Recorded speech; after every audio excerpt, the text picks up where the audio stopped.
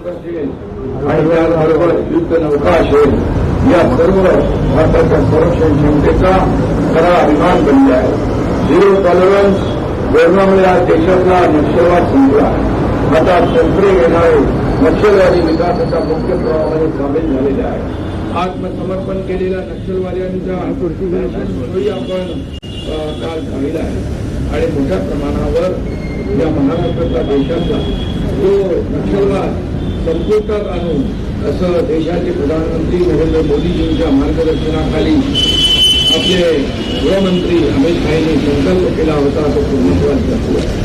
सरकार से समृद्धी हा सुद्धा देशातील विकासाचा मंत्र बनला आहे.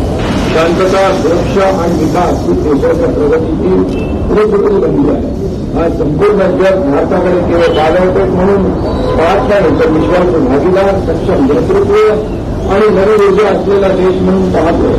आदरणीय नरेंद्र मोदी यांच्या संकल्पनेतील विकसित भारत 2047 हे केवळ घोषवाक्य नसून तर ते 140 कोटी भारतीयांचं स्वप्न आहे. देशातील प्रत्येक तरुणाच्या कर्तृत्वातून, प्रत्येक शेतकऱ्याच्या परिश्रमातून आणि नागरिकांच्या सक्रिय सहभागातून आणि आपल्या लाडक्या बहिणींच्या आत्मसन्मानातून हे स्वप्न नक्कीच साकार झाल्याशिवाय राहणार नाही.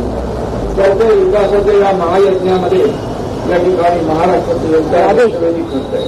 महाराष्ट्र म्हटलं की डोळ्यासमोर येतो पराक्रमाचा भव्य इतिहास, संतांची समतेची शिकवण, शेतकऱ्यांचे कष्ट, कामगारांची मेहनत आणि युवा शक्तीचं सामर्थ्य, मुंबईची आर्थिक ताकद, पुण्याची ज्ञानवैभव, कोकणाची निसर्ग संपदा, विदर्भाची सुपीक शेती, मराठवाड्याची चिंता आणि पश्चिम महाराष्ट्राची सहकार चळवळ यातून महाराष्ट्राची देशव्यापी ओळख निर्माण झाली आहे आणि ते दिवसेंदिवस वाढत अधिक ठळक होते वाढत जाते.